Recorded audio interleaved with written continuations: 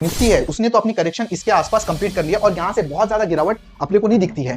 तो ऐसा इतना बोलना बहुत ज्यादा डिफिकल्ट होगा कि इसी लेवल के आसपास थोड़ा बहुत ऊपर नीचे करके 200 ईएमए के आसपास अपनी करेक्शन खत्म कर देगी। वेरेज अगर मैं स्मॉल कैप की बात करूं तो आप देख सकते हो कि अभी भी स्मॉल कैप में छोटा सा गैप बचा हुआ है, थोड़ी बहुत करेक्शन की गुंजाइश यहाँ पे और भी है। मिड कैप तो इंडेक्स ने सबसे ज्यादा रिटर्न दिया हुआ है पिछले कुछ टाइम में और सबसे ज्यादा इसकी वैल्यूएशन हाई भी है। उसका मेन रीजन भी है ना कि मिड कैप में कितने स्टॉक होते हैं, 150। अब जब उतने ही स्टॉक्स हैं तो जितने भी मिड कैप फंड होते हैं उनको 150 स्टॉक में पैसा लगाना पड़ता है। तो 150 स्टॉक में जैसे पैसा लगाते हैं ना उसकी वैल्यूएशन बढ़ती जाती है और वो स्टॉक भागने लगते हैं। 2024 में निफ्टी का रिटर्न देखो तो 8% के आसपास है, तो रिटर्न भी ज्यादा नहीं है और इसके लिए हिस्टोरिकल पी के आसपास है, 21.88 के आसपास है, इसलिए निफ्टी में उतनी ज्यादा गिरावट नहीं दिखती। बट अगर आप स्मॉल कैप की बात करो जो कि जनरली लोगों के पोर्टफोलियो में होता है ना, तो वो कितना हो चुका है, वो 30.8 है। हालांकि अभी भी रेड जोन में नहीं है लेकिन ग्रीन जोन में भी नहीं है। ग्रीन जोन में होता तो ऐसा था कि चलो वो अक्कड़ बकड़ का टाइम, आपने अंधाधुंधा जो ले लिया सब चल दिया, वैसा टाइम होता है। अस्सलाम वालेकुम, आई एम फरहान मीर। 2025 में दोस्तों क्या होगा ये समझने के पहले आपने को ये देखना चाहिए कि पिछले सालों में क्या हुआ था। तो यहाँ पे आप देखिए 2022 में जो फर्स्ट हाफ था, मतलब जैन से लेके जून तक, इसमें बिल्कुल भी पैसा नहीं बना। सेकंड हाफ में, सेकंड 6 महीने में काफी अच्छा पैसा बना। 2023 इन्वेस्टर ट्रेडर लोगों के लिए बहुत अच्छा साल था, पूरे साल में पैसा बना। 2024 में पहले हाफ में काफी अच्छा पैसा बना, लेकिन पिछले 5-6 महीनों में काफी पेन देखने को मिल रहा है मार्केट में। अब क्वेश्चन ये आता है कि 2025 में क्या होगा। तो इस पैटर्न को आप ऑब्जर्व कीजिए कि ये एक क्रॉस है, उसके बाद यहां देखिए यहां तेजी स्टार्ट हो गई, तेजी कंटिन्यू रही, कंटिन्यू रही, कंटिन्यू रही। अब मेरे ख्याल से दोस्तों क्या हो सकता है कि 2025 में ये बिल्कुल इस तरीके से चल सकता है कि यहाँ पे पैसा ना बने और सेकंड हाफ में काफी अच्छा पैसा बने। ऐसा मैं क्यों कह रहा हूं, आगे चल के डिटेल में दोस्तों टेक्निकल फंडामेंटल एनालिसिस से ये चीजों को समझेंगे। उसमें भी ये जो फर्स्ट हाफ है ना, इसमें आप देखो तो अगर आपके पास लार्ज कैप है, निफ्टी है, आपको उसमें ज्यादा पेन शायद ना देखने को मिले, लेकिन अगर आपके पास पोर्टफोलियो है तो उसमें पेन आपको देखने को मिल सकता है। ये भी क्यों दोस्तों मैं आपके साथ डिस्कस कर रहा हूं, इसके भी फंडामेंटल टेक्निकल रीजन हम लोग देखने वाले हैं। ये वीडियो एक बहुत ही इंटरेस्टिंग वीडियो होने वाला है, बहुत ही नॉलेजेबल वीडियो है, तो पूरा देखिए, आपके नॉलेज में जरूर इजाफा होगा और हो सकता है कि ये देख के आपके कुछ आप इसको डिसीजन ले सकते हैं। डिस्क्लेमर फ्रॉम माय साइड, पूरी वीडियो को एनालिसिस के लिए तरह ही लीजिए और एक मैं यहाँ पे ना ब्रॉडर एक प्रोस्पेक्टिव सेट करने की कोशिश कर रहा हूँ, क्योंकि इस मार्केट में ना प्रेडिक्ट करना बड़ा डिफिकल्ट होता है, कल क्या होगा ये बोलना बड़ा डिफिकल्ट है। तो हम यहाँ पे पूरे 2025 का आउटलुक लेने की कोशिश कर रहे हैं, तो एक मोटा मोटा आइडिया देने की कोशिश कर रहा हूं कि क्या हो सकता है फंडामेंटल टेक्निकल फ्रंट पे। Let's get started without wasting time. आज के दौर में जिस हिसाब से मार्केट चल रही है ना, इन्वेस्टर लोग ना काफी डरे हुए हैं, काफी पैनिक कर रहे हैं और लोगों को ऐसा लग रहा है ना कि बेयर मार्केट आने वाला है और 2025 में पैसा नहीं बनेगा। लेकिन दोस्तों मेरे पास ना एक भी ऐसा रीजन नहीं है ना जिसके बिना पे मैं ये मानूं कि 2025 में ऐसा पैसा नहीं बनेगा। क्योंकि आप समझिए ना, बेयर मार्केट या बहुत बड़ी गिरावट आने के पहले आप समझिए कि उसके पहले ना बहुत बड़ी तेजी होना जरूरी है। जैसे 1991 में जब मार्केट गिरी थी, उसके पहले आप देखिए 1990 में बहुत बड़ी चाल आई थी। 2008 में जब मार्केट गिरी थी, उसके पहले 2006-7 में बहुत बड़ी चाल आई थी और 2020 तो खैर एक्सेप्शनल ईयर था, कोविड का पेंडेमिक ईयर था। तो बेयर मार्केट या बहुत बड़ी गिरावट आने के लिए है ना, बहुत बड़ी चाल होना जरूरी है। और जैसे आपने यहाँ पे वीडियो चार्ट में देखा कि ऑलरेडी 2024 में कि पहले तो एक चाल तो बड़ी है ही नहीं, है ना, ऑलरेडी अपन करेक्शन में चल रहे हैं। इनफैक्ट अगर 2024 में मैं निफ्टी का रिटर्न बोलूं तो करीब करीब 8% है। तो ऐसा तो कोई बहुत बड़ी तेजी आई नहीं है जिसके के बाद मंदी आए। तो ये तो हो गया दोस्तों एक डेटा के हिसाब से। बाकी अगर आप रीजन भी देखो ना, तो बहुत बड़ी बेयर मार्केट आने के लिए कोई तो खास रीजन होनी चाहिए। ये पिछले सालों में जितने बेयर मार्केट हुए ना, उसके रीजन मैंने यहाँ पे नोट डाउन करके रखे हुए हैं। हाई इंटरेस्ट रेट होना चाहिए, कोई पैंडेमिक टाइप की सिचुएशन होनी चाहिए, कोई वॉर होना चाहिए, कुछ सिस्टम में रियल प्रॉब्लम होना चाहिए। ऐसी सिचुएशन दोस्तों मेरे सामने तो कुछ दिख नहीं रही। और इन सब रीजंस के बिना पे ये भी देख सकते हो ना कि हर बार जब भी बेयर मार्केट आता है ना, रीजन डिफरेंट होता है, रीजन कभी भी अपने आप को रिपीट नहीं करता। तो ऐसा कोई भी खास रीजन नहीं जिसके बिना पे ये मैं मानूं कि 2025 में बेयर मार्केट रहेगी और पैसा बिल्कुल नहीं बनेगा। हाँ, लेकिन ये जरूर है कि फर्स्ट हाफ खराब रह सकता है। क्यों खराब रह सकता है उस पर आप लोग फंडामेंटल टेक्निकल रीजन देखेंगे और दूसरा हाफ अच्छा रह सकता है। सबसे पहले तो ये समझते हैं ना कि पिछले जो 3-4 महीनों से जो मंदी चल रही है उसके रीजंस क्या है। देखिए एक रीजन तो सिंपल सा बात है, मार्केट में जब वैल्यूएशन ओवर हो जाते हैं या बहुत ज्यादा रिटर्न आता है ना, तो उसके बाद मार्केट को कंसोलिडेट करना जरूरी है। जैसे हमने देखा कि 2022 के एंड से ही मार्केट चलने लगी थी, उसके बाद 2023 भी पूरी मार्केट पॉजिटिव थी, तो और 2024 के फर्स्ट हाफ में पॉजिटिव थी। तो कहीं ना कहीं तो मार्केट को एक करेक्शन की जरूरत थी, इसलिए मार्केट करेक्शन दे रही है। अब करेक्शन दे रही तो कोई ना कोई रीजंस भी होने चाहिए। तो इस तरीके से दोस्तों पूरा एक गेम चलता है। जब बड़ी तेजी आती है तो मंदी आती है, फिर मंदी आती है, फिर तेजी आती है, इस तरीके से चलता है। मार्केट जब बढ़ती है तो अपने रीजन ढूंढ लेती है, रीजन पैदा हो जाते हैं। जब मार्केट गिरती है तो अपने रीजन बन जाते हैं, ढूंढ लेते हैं, पैदा हो जाते हैं, सब चलता है। तो अभी अगर हम जो पिछले अब जो करेक्शन आई है 3-4 महीने में, उसके लिए हम लोग रीजन पहले से ढूंढते हैं कि क्या पॉसिबिलिटीज है यहाँ पे और वो निगेटिव है कि पॉजिटिव है। ठीक है, सबसे पहले तो देखिए ग्रोथ का फैक्टर आ जाता है। अब अगर आप देखो तो जो सितंबर क्वार्टर था, जो अर्निंग थी कंपनियों की, वो बहुत ज्यादा अच्छी नहीं थी, डिसअपॉइंटिंग अर्निंग थी। और दिसंबर क्वार्टर में भी ये एक्सपेक्टेड है कि अर्निंग बहुत ज्यादा अच्छी नहीं रहेगी। तो ये रीजन है जिसकी वजह से मार्केट में आप जो रिसेंट करेक्शन देख रहे हैं ना, वो हो रही है। अब क्या ये रीजन पॉजिटिव बन सकते हैं या आगे कंटिन्यू हो सकते हैं? देखिए ऐसा जो एनालिस्ट है ना, उनका ऐसा मानना है ना कि मार्च क्वार्टर ऑनवर्ड्स ये जो अर्निंग है ना, वो बेहतर हो सकती है। उसका सिंपल सा रीजन है ना कि जनवरी फरवरी वो मंथ होते हैं ना जिसमें ना बहुत ज्यादा स्पेंडिंग होती है, बजट भी आने वाला है।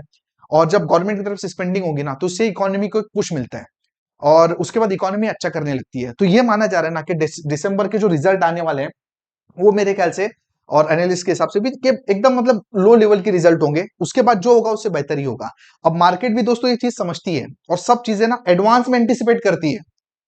तो मार्केट अगर देख रही है कि रिजल्ट सबसे लो आने वाले, तो बस हो गया ना, है ना। और ये उम्मीद है कि आने वाले मार्च क्वार्टर के बाद से ये रिजल्ट बेहतर होने लगेंगे, तो जो निगेटिव है वो पॉजिटिव बन सकता है।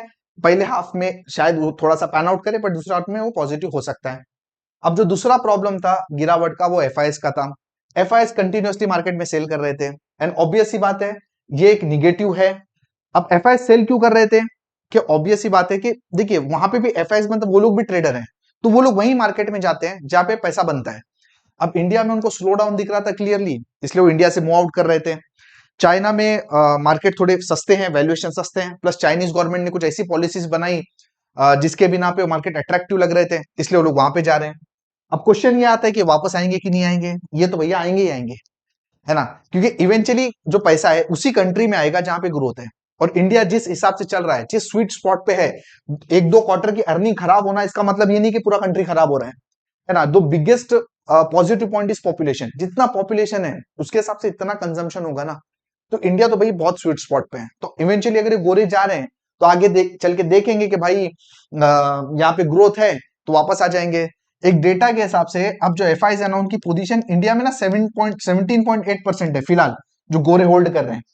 आज से 10 साल पहले उनकी जो पोजीशन थी इंडियन मार्केट में 22 पॉइंट समथिंग के आसपास थी। तो आप क्लियरली देख सकते हो कि एफ का जो स्टेक है ना, वो भी कम हुआ है। तो ऑब्वियस सी बात है उनको भी अपना स्टेक को मेंटेन करना रहता है। तो ये भी एक पॉसिबिलिटी है कि एफ है ना, ये वापस चल के इंडिया में वापस आएंगे।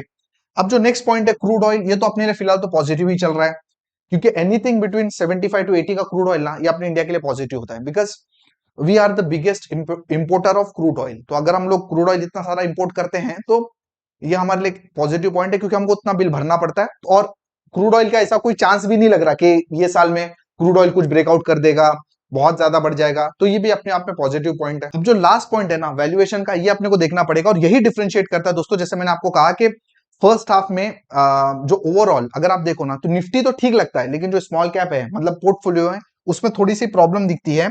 क्योंकि उसका one of the reason is, एक ऑब्वियसली रीजन टेक्निकल है जो कि हम लोग डिस्कस करने वाले हैं, लेकिन एक रीजन आपका ये फंडामेंटल का रीजन भी है। वो ये आप देख सकते हो यहाँ पे कि अगर मैं निफ्टी के पी की बात करूं, तो निफ्टी का पी जो है ना, वो 21.88 के आसपास है, मतलब अपने हिस्टोरिकल एवरेज के आसपास है। एंड ऑब्वियस सी बात है 2024 में निफ्टी का रिटर्न देखो तो 8% के आसपास है, तो रिटर्न भी ज्यादा नहीं है। और इसके लिए हिस्टोरिकल पी के आसपास है, 21.88 के आसपास है, इसलिए निफ्टी में उतनी ज्यादा गिरावट नहीं दिखती। बट अगर आप स्मॉल कैप की बात करो, जो कि जनरली लोगों के पोर्टफोलियो में होता है ना, तो वो कितना हो चुका है? वो 30.8 है। हालांकि अभी भी रेड जोन में नहीं है, लेकिन ग्रीन जोन में भी नहीं है। ग्रीन जोन में होता तो ऐसा था कि चलो वो अक्कड़ बक्कड़ का टाइम, आपने अंधाधुंधा जो ले लिया सब चल दिया, वैसा टाइम होता है। लेकिन येलो जोन है, मतलब थोड़ा सा सावधानी वाला जोन है। तो ये वैल्यूएशन ना दोस्तों अपने आप में थोड़ा सा, जो स्मॉल कैप है ना, उसके थोड़ा सा चिंता का बोल सकते हो आप, चिंता का विषय है। तो अगर वैल्यूएशन को हम लोग यहाँ पे रेट करें ना, तो निगेटिव आप बोल सकते हो कि जो स्मॉल कैप है उसकी वैल्यूएशन निगेटिव है, बट वेयर एज जो लार्ज कैप है ना, उसके वैल्यूएशन भी पॉजिटिव है। तो जैसा कि दोस्तों हमारा जो आउटलुक बता रहा है, हमारे आउटलुक के हिसाब से 2025 में जो स्टार्टिंग में थोड़ा सा मैं बोल रहा हूँ कि पेन देखने को मिल सकता है, और वो भी जो पेन है ना, वो लार्ज कैप में ज्यादा नहीं देखने को मिलेगा, स्मॉल कैप में ज्यादा देखने को मिल सकता है।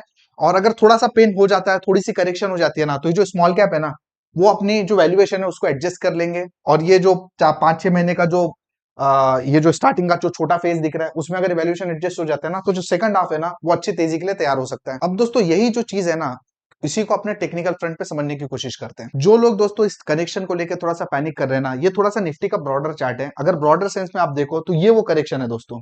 आप देख सकते हो कि ब्रॉडर सेंस में करेक्शन कितनी छोटी है, ऑलमोस्ट 10-11% के आसपास करेक्शन है। और हिस्टोरिकली आप देखो कि ऐसी करेक्शन कितनी बार मार्केट में हुई है, ये देखिए आप देख सकते हो कि हर बार ऐसी करेक्शन ना दोस्तों मार्केट में बहुत बार होती रहती है। मतलब 8-10% की जो करेक्शन है ना वो हर 1-2 साल में होती रहती है। और जब भी करेक्शन होती होगी ना तो इन्वेस्टर ट्रेडर लोग को तो यही लगता होगा कि ये जो टाइम है ना भाई सब खत्म हो गया, या इससे बुरा टाइम हो ही नहीं सकता, ये मार्केट कभी ऊपर हो ही नहीं सकती। तो देखिए ना ये जो हो रहा है यहाँ पे भी तो ऐसे लग रहा होगा ना लोगों को। ये 2022 का जो सेकंड हाफ आपने बोला था अच्छा था, वो यहाँ था, है ना। उसके पहले ये खराब साल था। तो ऐसा कुछ नहीं कि जो मार्केट में हो रहा है ना कि ऐसा कुछ हो रहा है कि बहुत कुछ बुरा हो रहा है, खराब हो रहा है। 8-10% की करेक्शन हर साल 2 साल में होती है। अब आप देखिए कि अगर मैं निफ्टी का आपको डेली चार्ट बताऊं तो करेक्शन आप समझिए कि एंड कहां होती है। करेक्शन ना हमेशा ना 200 ईएमए के आसपास ही एंड होती है, क्योंकि जो बड़ा स्टॉक है या बड़ा इंडेक्स जो है ना वो 200 ईएमए के ज्यादा नीचे जाता नहीं है। जैसे आप देख सकते हो, ये देखिए अभी फिलहाल ये 200 ईएमए के आसपास है। हिस्ट्री में देखते हैं कि कब ये 200 ईएमए के आसपास आया था। देखिए इधर, इधर, ये देखिए इधर। ऐसा मैं नहीं कह रहा कि जा नहीं सकता, ज्यादा नीचे 200 के नहीं जा सकता, और जाता है ना तो फौरन वहां से ऊपर भी आ जाता है। ठीक है, ये देखिए उसके बाद कब, इधर। ठीक है, एक आप कोविड का टाइम छोड़ दीजिए, पेंडेमिक का टाइम छोड़ दीजिए तो अलग सिचुएशन थी। ये देखिए इधर, ये देखिए इधर, है ना। तो आप देखिए, देखिए इधर, ये देखिए इधर, है ना। तो अनलेस एंड अनटिल आप अगर बोलो कि कोई बड़ा बेयर मार्केट नहीं आ रहा है ना, तो सिंपल सी बात है, जो निफ्टी है या अदर इंडेक्सेस हैं ये 200 ईएमए के आसपास आते हैं, अपनी करेक्शन कंप्लीट करते हैं और उसके बाद ऊपर चले जाते हैं। और हमने तो पिछले वीडियो में भी डिस्कस किया हुआ है, इनफैक्ट नवंबर में डिस्कस किया हुआ है कि ये जो लेवल है ना, ये जो लेवल है ये इतने आसानी से मुझे नहीं लगता कि इस मार्केट में अभी फिलहाल कटने वाले हैं। तो 23,300 के आसपास के लेवल बहुत जल्दी कटेंगे इस मार्केट में। तो by looking at this chart ऐसा काफी हद तक हम कह सकते हैं ना कि जो निफ्टी है उसने तो अपनी करेक्शन इसके आसपास कंप्लीट कर लिया, और यहाँ से बहुत ज्यादा गिरावट अपने को नहीं दिखती है। तो ऐसा इतना बोलना बहुत ज्यादा डिफिकल्ट होगा कि इसी लेवल के आसपास थोड़ा बहुत ऊपर नीचे करके क्योंकि 200 ईएमए के आसपास अपनी करेक्शन खत्म कर देगी। तो आप देख सकते हो कि निफ्टी में एटलीस्ट बहुत ज्यादा नीचे जाने का चांसेस नहीं है। और अगर आप देखो ना स्मॉल कैप में कि अभी भी यहाँ देखिए कि 200 ईएमए से यहाँ पे थोड़ा सा डिस्टेंस बाकी है, मतलब यहाँ पे अभी भी गुंजाइश है 200 ईएमए तक को टच करने की। और सेम स्टोरी अगर आप मिड कैप में भी देखो ना तो मिड कैप में भी 200 ईएमए पे आने की गुंजाइश है। एक्चुअली मिड कैप तो इंडेक्स ने सबसे ज्यादा रिटर्न दिया हुआ है पिछले कुछ टाइम में, और सबसे ज्यादा इसके वैल्यूएशन हाई भी है। उसका मेन रीजन भी है ना कि मिड कैप में कितने स्टॉक होते हैं, 150। मतलब इंडेक्स में जो 101 से लेकर 250 तक है वो पूरे मिड कैप में आते हैं। अब जब उतने ही स्टॉक्स हैं तो जितने भी मिड कैप फंड होते हैं उनको 150 स्टॉक में पैसा लगाना पड़ता है। तो 150 स्टॉक में जैसे पैसा लगाते हैं ना उसकी वैल्यूएशन बढ़ती जाती है और वो स्टॉक भागने लगते हैं। वेरेज अगर स्मॉल कैप की मैं बात करूं तो 250 ऑनवर्ड्स जितने भी ट्रेड होते हैं, 5,000 6,000 जितने ट्रेड होते हैं ना सब स्मॉल कैप में आते हैं। तो इंडेक्स में तो उसमें बहुत लिमिटेड है, बट जो स्मॉल कैप फंड होते हैं ना उनके और भी बहुत जगह पे है पैसा लगाने के लिए। इसलिए स्मॉल कैप में ना भले इंडेक्स ऊपर चली जाए लेकिन अच्छे स्टॉक्स फिर भी अवेलेबल होते हैं, तो स्टॉक पिकिंग बहुत इंपॉर्टेंट होती है। बट मिड कैप में क्या होता है, उतने स्टॉक्स हैं उसी में पैसा लगाना है, तो वैल्यूएशन इस तरीके से बढ़ते रहते हैं। तो क्लियरली आप देख सकते हो कि मिड कैप में भी थोड़ा सा यहाँ पे गैप बाकी है। तो दो रीजन की बिना पे आने वाले 2-3 महीने में थोड़ा सा मिड कैप स्मॉल कैप में थोड़ा सा पेन दिखता है। पहले तो फंडामेंटल पैरामीटर पे क्योंकि वैल्यूएशन उनके हाई है, और टेक्निकल पैरामीटर पे अभी भी इनके करेक्शन बाकी है क्योंकि 200 ईएमए पे अभी तक ये लोग आए नहीं है। तो इस बिना पे दोस्तों अगर मैं अपनी बात को कंक्लूड करूं, समरी करूं, तो मुझे ऐसा लगता है ना कि अभी 2025 में स्टार्टिंग के कुछ फेज में आपको थोड़ा सा पेन देखने को मिल सकता है, क्योंकि जो ब्रॉडर इंडेक्स है वहां पे अभी करेक्शन का पॉसिबिलिटी है। टेक्निकल के हिसाब से भी, फंडामेंटल में भी वैल्यूएशन थोड़े से स्ट्रेच दिख रहे हैं, थोड़ा सा प्रॉब्लम दिख सकता है। और जो जो हमने रीजन डिस्कस किए वो आने वाले टाइम में ठीक होते हुए दिख रहे हैं, इसलिए सेकंड हाफ में बहुत अच्छा पैसा बन सकता है। तो आपको एज अ ट्रेडर तो ऑब्वियस सी बात है अपने डिसिप्लिन से काम करना है, अपने स्टॉप लॉसेस से काम करना है। थोड़ा बहुत ऐसी सिचुएशन में ट्रेडिंग अवॉइड करो तो बेहतर है।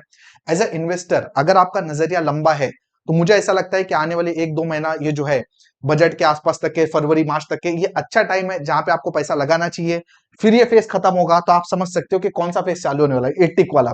फिर ये चांसेस बन जाएंगे, फिर ये चांसेस वापस बनने को पूरा पूरा तैयार है मार्केट में। इसलिए ऐसा फेस आने को तैयार है, तो अपॉर्चुनिटी ढूंढिए अपनी। अगर एसआईपी रूट से पैसा लगा रहे तो लगाते रहिए, अपॉर्चुनिटी मिलती है तो बीच बीच में लमसम को टॉप अप करते जाइए। इंडिया की जो स्ट्रक्चरल स्टोरी है ना वो दोस्तों इंटैक्ट है, कोई भी इसमें प्रॉब्लम नहीं है। बहुत बुरा हुआ तो क्या हो जाएगा, बहुत बुरा हुआ तो एक ये क्रॉस की जगह एक क्रॉस यहां पे लग जाएगा, बस खत्म। फिर क्या होना है, उसके बाद तो फिर टिक लगना है। तो पेशेंस इज द की। अगर आपके पास सब्र है और आप अगर इस नजरिए से ले रहे हो कि भाई आज लूंगा और मेरे को इसको 2-3 साल 4 साल होल्ड करना है, एज अ बिजनेस आप लोगे, तो इवेंचुअली आपका पैसा बनना ही बनना है। और अगर आप आज डाल रहे हो और ये सोचोगे कल क्या होगा, परसों क्या होगा, फिर आपकी नजर होनी चाहिए ट्रेडर की तरह। फिर ट्रेडर की तरह सोचिए और ट्रेडर के जो रूल होते हैं उनको इम्प्लीमेंट करने की कोशिश कीजिए। That's it for this video. अगर आप फंडामेंटल एनालिसिस डिटेल में सीखना चाहते हैं, मार्केट को सीख समझ के काम करना चाहते हैं, तो 7 घंटे का हमारा कोर्स फ्री में अवेलेबल है, पूरा चेकआउट कीजिए, उसका लिंक डिस्क्रिप्शन में अवेलेबल है। अगर आप म्यूचुअल फंड के बारे में और जानना चाहते हैं तो पूरी प्लेलिस्ट दोस्तों हमारी यहाँ पे अवेलेबल है, इसकी लिंक भी मैं डिस्क्रिप्शन में डाल दूंगा, उसे भी आप चेकआउट कीजिए। और चेकआउट कीजिए दोस्तों, बहुत से इंपॉर्टेंट लिंक्स डिस्क्रिप्शन में अवेलेबल है, बहुत से इंपॉर्टेंट वीडियोस फ्री में अवेलेबल है। Thank you for watching this video. बहुत जल्दी मिलता हूं अपने अगले वीडियो के साथ, तब तक अपना ख्याल रखें। अस्सलाम वालेकुम।